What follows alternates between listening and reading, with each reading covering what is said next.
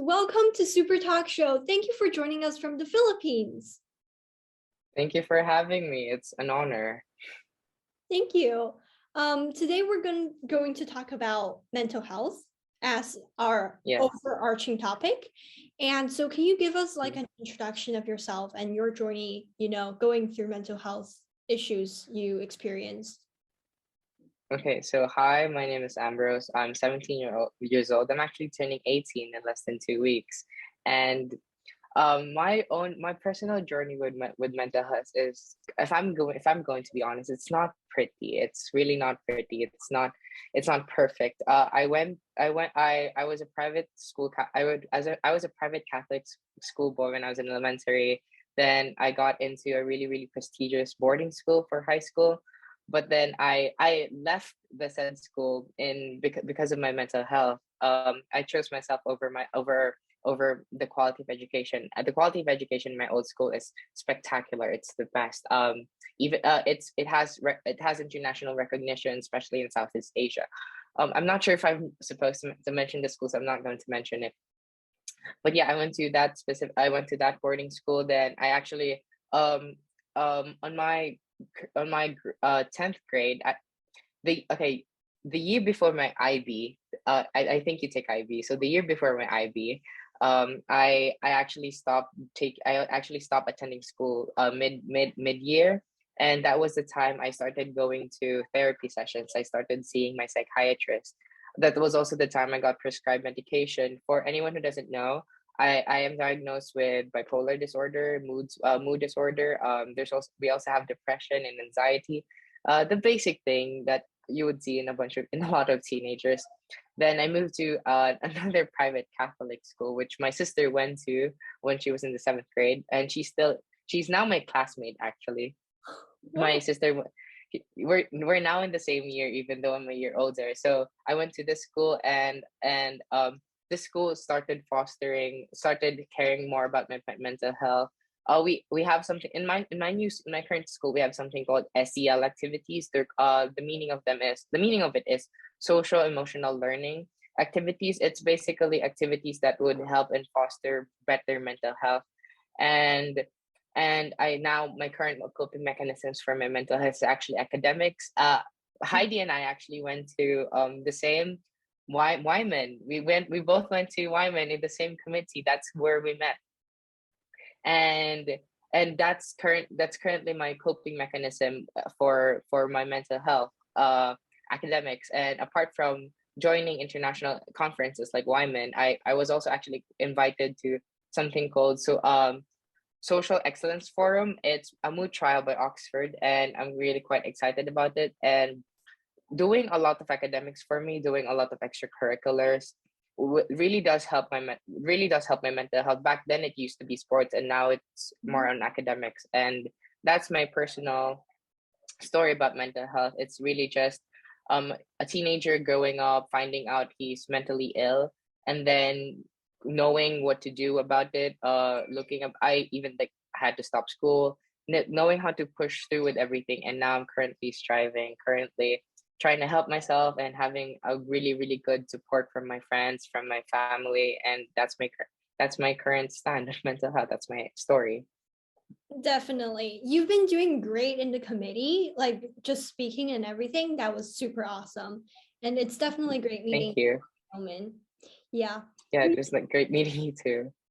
Yeah. Can you tell us a little bit about the problems, like issues you faced, whether it's transitioning from schools, or what's like the biggest issue you face, and what is something that you can tell to our audience who are probably going through the same, obstacles? So one of the biggest things, or the biggest change I had through transferring to different schools, was being different. I don't want to sound like a pick me girl, but it's really about not really connecting to other people. It's when I was in my private Catholic school, I'll just bring this up. I'm a queer teenager. I'm queer.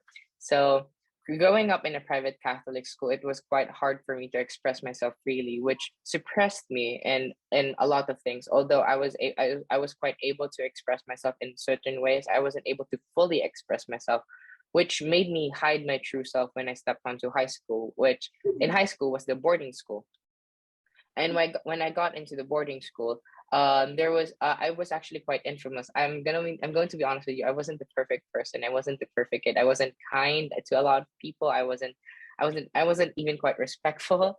And there's really no reason to that. It's more of just like I wasn't able to connect with a lot of people. I wasn't able to make a lot of friends, and that's really one of the things that was quite difficult for moving from each school to another. And actually, I just moved to this school this year, August last year. I just moved to this school this year, and and then I did make quite a few friends, although it's quite harder. It's a bit more. It's a harder because everything's online. We don't really have much face-to-face classes, Definitely. and that was the hardest thing for me, like finding friends, because friends, as much as you actually don't think about it, friends are really really important. They can help you with your mental health. I'm not saying that everyone should depend just on your friends, but it is good to have a support system for you. And yeah, that was the hardest thing for me, not being able to connect with a lot of people, not being able to connect with not some of my teachers.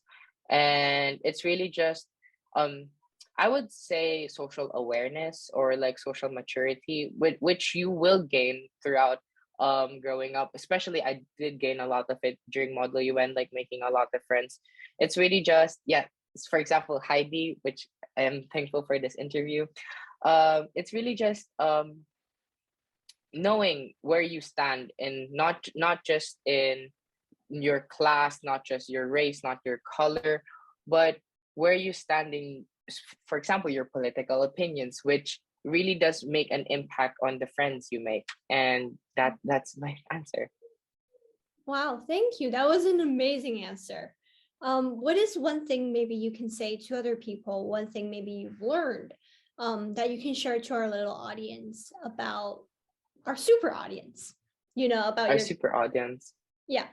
Okay, one thing I can tell to our super audience is just take all the time you need. Like, there will there all of the all of the things that happens to you, you will be given a lot of choices, a lot of decisions to make. And sometimes you will make really really bad decisions, sometimes you will make really really good decisions. For example, one thing I'm currently struggling with, apart from my mental health, is actually nicotine addiction. And apart from that, it became one of my nicotine addiction and self-harm. Those two things are things that I made as coping mechanisms throughout my dark times, going through my mental health issues.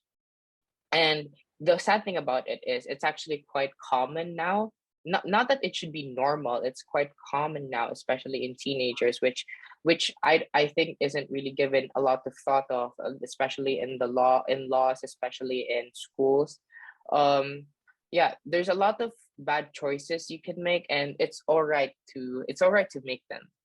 We're teenagers. We're supposed to make all of the bad decisions we can, and we will learn from them. We're supposed to learn from them so that when we turn into an adult, which I will in 2 weeks, which I'm turning 18 in 2 weeks, which I will in 2 weeks. That's the time where you have to be polished. When I was a kid, I was asked, why do you think elementary students use pencils and then high school students use ball pens? Heidi, do you have an idea? Maybe because elementary students can erase their answers. Yes, yes, that's actually the point of it. When you're a child, you're taught not just to use a pencil, but also you're taught that you can always erase your mistakes. You can not fully erase them, but you can erase them to make better decisions, to make better answers. And growing up, you transition from a pencil to a ball pen or to a pen, so that you would be more precise with your decisions, you would be more correct with your answers, you would be more correct in your decisions. And that's one of the things that I think is actually very nice and very philosoph I can't think of the word, but very it's a good analogy to growing up. And yeah, and one of the really, really good decisions that I made throughout my mental health was actually going, not just having a really, really good support system for my friends. It's actually going to professionals. Never forget that you can always go to professionals. You can always go to a psychiatrist. You can always get help from adults, stuff like that. Don't be afraid. I think one of the reasons why a lot of people my age don't do so is because we think that it's embarrassing. We think that it's a sign of weakness having mental health issues. But it was a really, really good decision for me going to a professional, and the professional actually helped me a lot. Mhm. Like, not just in prescribing me medication, but also in talking to me, because uh this professional has went through what you went through. They studied this in school. They have masters or PhDs in this area, and that's the best form of help you can get. And it's really just making good choices. And if you're not able to, sorry about that, if you're not able to make good choices right now, just wait it out. Take your time. That's all. Wow, what an amazing answer. Thank you so much, Ambrose. Thank There's you. one more thing you mentioned before this interview, actually, that you submitted something with a group of friends to Yale. And I think you Mhm. mentioned something about Oxford too. Can you talk to us a little bit more about those and, really just your path from growing, Okay. transitioning schools, so, succeeding in all these areas? That's super Yes. inspiring. One thing I wasn't able to do, I actually was a lot of extracurriculars, especially international forums, which I really, really wanted to do. And I wasn't able to do it in my old school because it was quite competitive. It was very competitive. I was supposed to go to a model UN in my old school, but the thing about it is the selection process was so hard that the school made us make essays, and that's how they would actually choose who would be able to go to Model UN. And then when I got to the school, they just asked who wants to go to Model UN, and then I went to Model UN. And I think you know about the different special parts of Wyman. You know how they have essay contests, arts competition, and All of those. I did the social impact challenge actually for United Youth, which is a mhm. youth-led project, international youth-led project that I am working on with other people. And definitely it was a great experience, going through the It process, was submitting videos, super. the three levels. Yeah. That was actually the thing I wanted to talk about, the social impact challenge. Yeah, this is it's a very small world. I had the You group did in not my win. Did hmm? you did you win? Oh, no, my group didn't win. We didn't win. We got into like the last level. Although the winners for the social impact challenge was actually from my school. They're my friends, Oh which my, is actually quite cool. that's super cool. I was like, who is Yeah, that? if you could see the school, it says South Hill School Incorporated. That was our school, and we actually all helped each other and like topics. But yeah, talking about the topic we had, we thought about a minority, which is actually Filipino teenagers going through depression specifically. And because of that, a lot of things happened during the pandemic. The pandemic actually hit a lot of people, not just financially, not just in people's jobs, but also in mental health, where suicide rates actually went up. I'm sorry if I can't think of the specifics or the statistics. We wrote the paper, like the introductory paper, a long time ago. But Mhm. like, yeah, we submitted a paper on SEL activities, social emotional learning activities, and it's actually called Selfie, Social Emotional Learning for All Filipino Youth. And we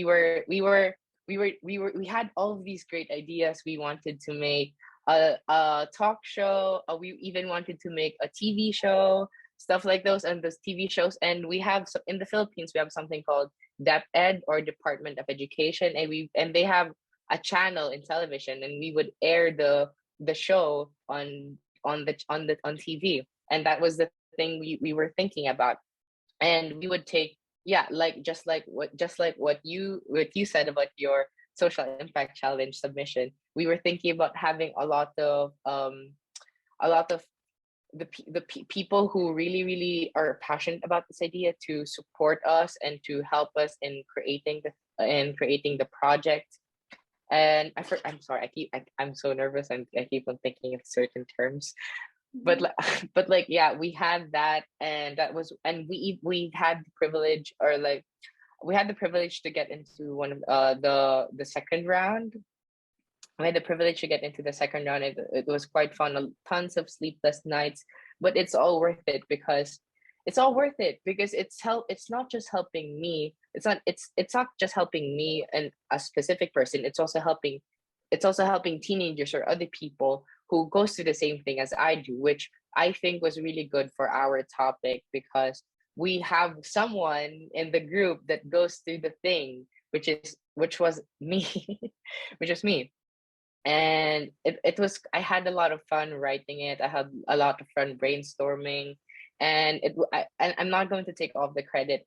A lot of the whole paper was written by my classmates, a lot of my fellow delegates, and I'm quite happy that we did that. Not only did I gain more knowledge about the thing, I learned a lot about myself, a lot about what I want, a lot about what I want in school, because currently SEL activities are not available for every single school in the Philippines. It's not available for everyone, which is actually quite sad, because SEL activities do work.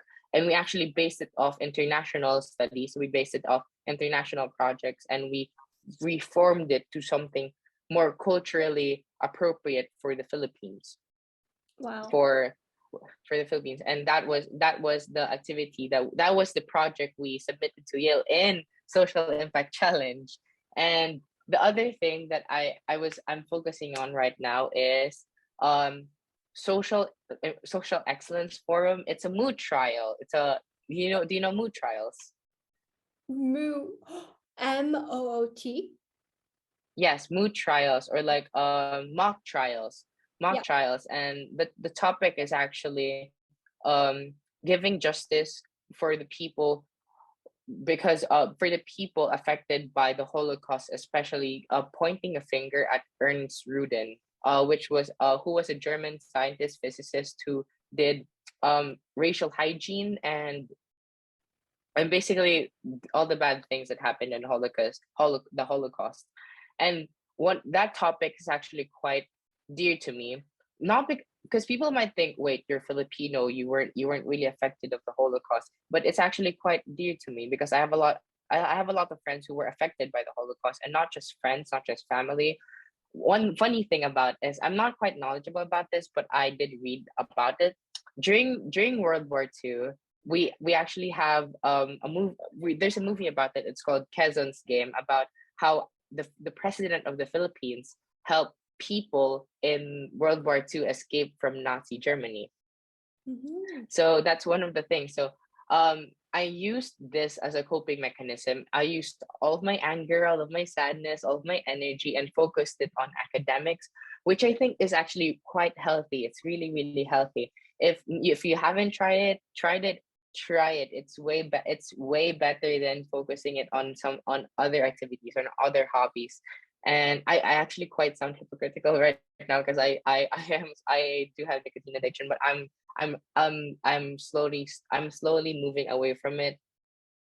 But yeah, focusing it on academics. And in the mood trial, there's actually, like, I think 100 to 1,000 people available. And I think it's the first time the Philippines had a representation. I'm not quite sure about it, but it's the first time my school had a representation in that special forum. And I was one of the first few people who got accepted in the first level um accept at first level the first level. I'll just say the first level. And I'm very happy to be part of it, alongside alongside six of my schoolmates, who are actually also part of Wyman, who also went to Wyman. That's so cool. Oh my gosh. And we all went to Wyman together. Then now we're doing this mood trial in Oxford together. and we were really looking forward to it. I'm really focusing all of my energy on this because there's a possibility that they will take 15 students and bring them to New York for an not just an acting class, but to do the mood trial. And we're making a movie. We're making a movie, and it would be a mock trial. And I'm not sure about my position yet, but I could be defending or persecuting Ernest Rudin there. So that's the Oxford thing. After Yale, that was the Oxford thing, and I actually had the first meeting just a few days after Wyman. So after after making my body clock, even after putting my sleep schedule on NYC time, on Eastern time, I put my sleeping schedule on European time, which I had the meeting in the My evening. God, Ambrose. But there's just a feeling about overworking yourself. When you overwork yourself, I know you understand what I'm talking about. You're doing this talk show. It's actually quite extraordinary to see meeting people from all over the world and asking them to tell their story. It's really, really nice, and I applaud you for that. And for me, it's doing a lot of extracurriculars which are academic, and it really does distract me from my mental health issues, although it can cause you more mental health issues. But it's really just you taking your time on things. It's really just you balancing everything. Like I balance, like back then I used to balance sports and academics. And another thing I would like to point about that was, in sports I was actually I play football. Do you know, I of course you play foot of course you know football. Americans would call it soccer. I played football religiously, and it was one of the things that it was one of my coping mechanisms back then for mental health.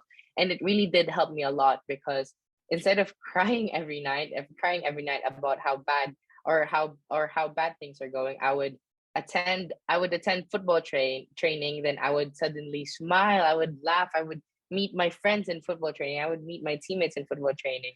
And then that really, really helped me a lot, which I think is one of the things that could help a lot of people, especially people my age. It's finding a hobby, finding something you're passionate about.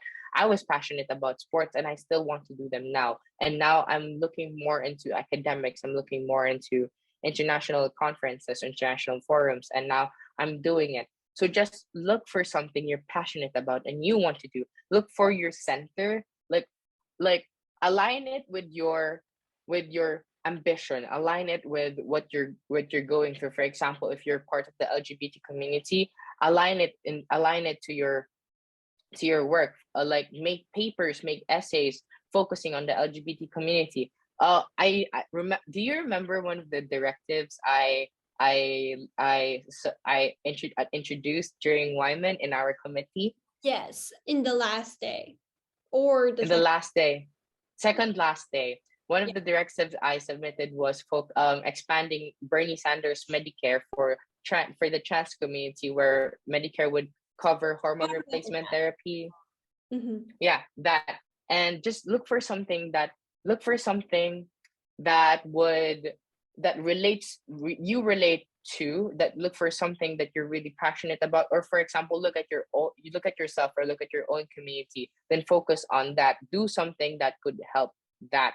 And that is your passion, that is your ambition, and that is what you should do, and that is what you will do every single day, and it will make you happy. Because Model UN makes me happy, the mood trial makes me happy, sports makes me happy. Aside from academics, aside from having good grades aren't just, you shouldn't just focus on just having good grades. You should focus on also, you should also making an impact on this world, on where you live, on your own community. And I think help being able to help other people, or being able to do something that's actually quite interesting or quite extraordinary, will also help you, because you will feel good, because it will make you smile, it will make you laugh, it will make you feel determined, and it will help you with your mental health there. Perfect. just going back to 2 points. The first one is about Mm, your directive. Just to let our super audience know, the directive that mm, Ambrose wrote was actually one that was passed, as I remember. It was like in mm, class 5, 6, something like that. And mm. I think we worked on it together a little bit, and it was really well done. Yeah. Yeah, one of the directives we also wrote together was a directive called Green Material Girl. Yeah. And yeah, and that's also one thing I was passionate about. Oh, and can I mention more about the Green Material Girl and how what I thought about writing the Okay, so in the Green Material Girl, Heidi and I actually had the same idea of focusing on nuclear energy in as a solution for America's climate, not just America, for climate change. And another thing I wrote about that on that is focusing on the transportation sector, like moving from petrol or diesel vehicles to electric vehicles, creating hybrid bus trains, or making bills that would make people want to go greener in a sense. And a lot of those things I'm actually quite thankful for the way I was brought up, because the high school I went to is under a department in the Philippines, in the Philippine government, called DOST, or Department of Science and Technology. And my mom works under DOST. She's a senior researcher in a facility called FPRDI, Forest Products Research and Development Institute, which is also again under DOST. And I was actually a DOST scholar. I was a scholar under my mom's um under where my mom works. And that was one of the things I was very thankful about, because I wouldn't have thought about that idea if I wasn't very much inclined in STEM. STEM means science, technology, engineering, mathematics. And ever since I was a kid, I was already inclined in STEM. And I think that's what I'm thankful about. Thankful about being having the privilege of growing up and being exposed to all of this, being exposed to good education, being exposed to a lot of good ideas. And I think Heidi is also exposed to that. She would we both wouldn't have thought of the nuclear energy if we were both exposed to that, and which is why I'm very thankful for that. I'm very privileged for that, and I want to use my privilege for that, and not just in my own learning, but also to help people look at these ideas, which is why I also wrote not just about the trans community. I also wrote about the green transportation sector in a different directive, which Heidi and I co-wrote. Yeah. Yeah, that's super awesome. And really just going back about the Yale Social Impact Challenge, I really wanted to add that you were literally describing my story. Sleepless night working on these proposals, essays, videos. It was super awesome, great experience. And really just reflecting on all the social impact challenge solutions that all the delegates or kids thought of around the world. The essence of United Youth really is just to, I don't know if I'm promoting United Youth at this point, but the essence of United You Youth, can promote it. yeah, Go on, it's sorry. really just to, bring these ideas together and then showcase them, just like Super Talk Show, the way we're showcasing superheroes all around the world. And I think Mm-hmm, it's really impactful. And really, it doesn't matter if there's like a proposal that won or whether you lost. The mm-hmm. essence is making the social impact rather than The winning. essence the essence is that you were passionate about writing this. You brought up a topic or a problem that you think you're facing, or if not you, other people are facing. And in a sense, it helps you. It doesn't just help the people you're helping, it also helps you. It gives you the drive. Even though it gives you sleepless nights, it gives you more work. Work is good.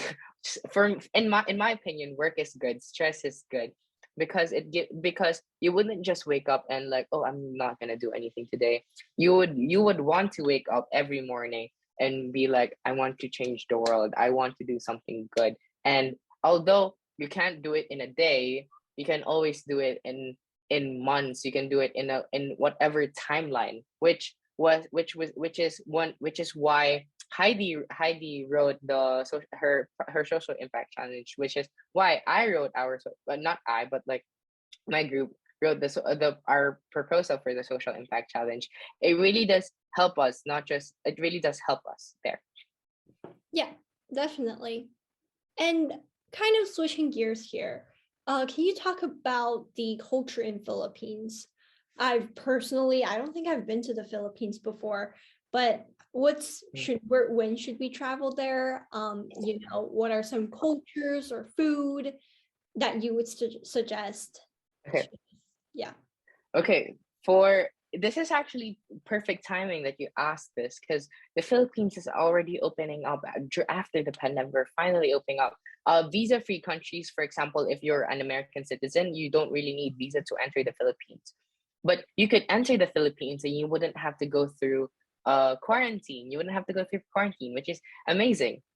And yeah, so right now is the perfect time. The country is opening up, and talking about the Philippine culture, we do have a lot of if I'm being honest, we do have a lot of bad aspects in the Philippine culture, but we also have a lot of good aspects. For example, we have over 170 languages, and I'm fortunate that we have over 170 languages, and I'm fortunate enough to be not fluent. I wouldn't say I'm fluent, but I'm knowledgeable about two. I'm actually from a specific city in the Philippines called Ilocos. Ilocos is northern part of the Philippines.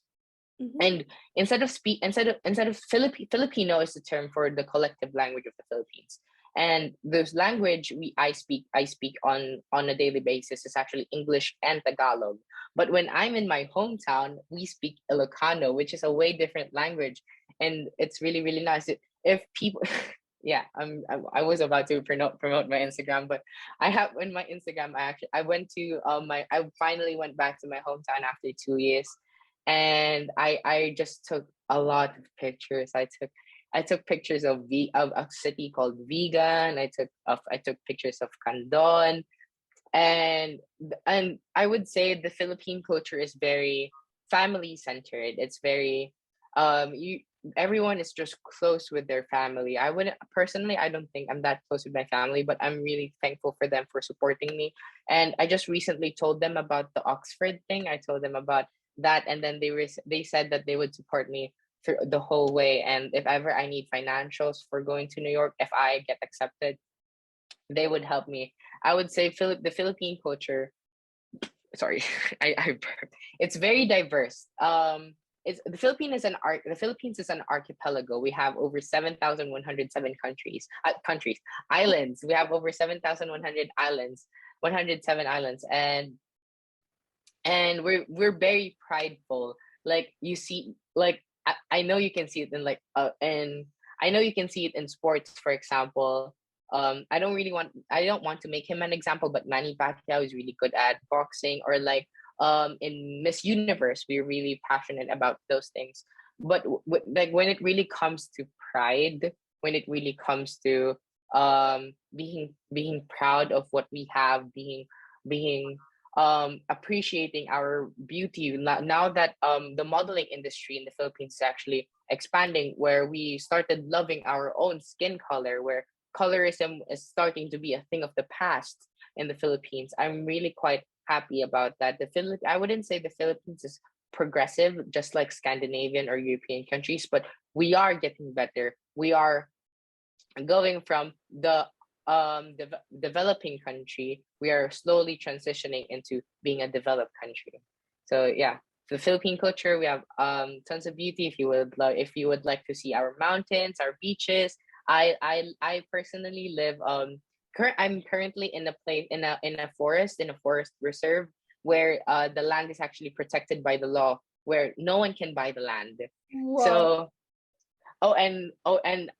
yeah, no one can buy the land. I live inside a university. No one can buy the land, and outside my window, I don't think I can show you right now, but it's nighttime, but it's actually just a forest, and I could walk to the river literally 5 minutes away from where I live, and there's a football field literally a minute away from where I live. There's a tennis court a minute away where I live, like a minute walk, not just a car ride, a walk. It's we have a lot of natural beauty, a lot of nature. Like the beaches I went to, that's why I got a little bit tan right now. The beaches I went to during Christmas vacation, or like for you, winter vacation. They were so beautiful. And I would really encourage a lot of people to visit the Philippines, especially now that the country is opening up, and that we're almost getting to the point of herd immunity, where a lot of people are actually vaccinated. I have my vaccination card here, where a lot of people are vaccinated, and we don't really have the same problems of people not wanting to wear masks, or not wanting to get vaccinated. We don't really have that much of a problem in the Philippines, which is really really nice. So if you would like to visit the Philippines, just come over. Or if person here, I'm just gonna say it personally. If you're gonna visit the Philippines, DM Heidi, or like just message Heidi to message me. Then I can just show you around. I could even I could even I know this is kind of like promoting a business, but my family has a lot of restaurant chains in the Philippines. And if you would like, we have a really really Filipino cultured restaurant that my family own. It's called Inapuyan. Inapuyan means rice, or like in Tagalog, inapoy, and apoy means fire, like to put fire on. So we have a restaurant called Inapuyan. It really does show the beauty of the cultural food, culture, the aesthetics. I even have it on my Instagram, actually, a picture of a video of the restaurant, where it was renovated, but it was still from the Spanish colonization era, which was centuries ago. The house still stands still from centuries, and it still has the same architectural design, as where the windows are made out of pearls. The first floor would be made out of cement, but the top floor would be made out of wood, stuff like that. And there's a lot of areas that you could visit. If you want to visit something by the beach, you can go to the beach. If you want to visit mountains, you can go to the mountains. If you want to see rivers, waterfalls, you can go to waterfalls. Even if you want to like go to a place that is cold,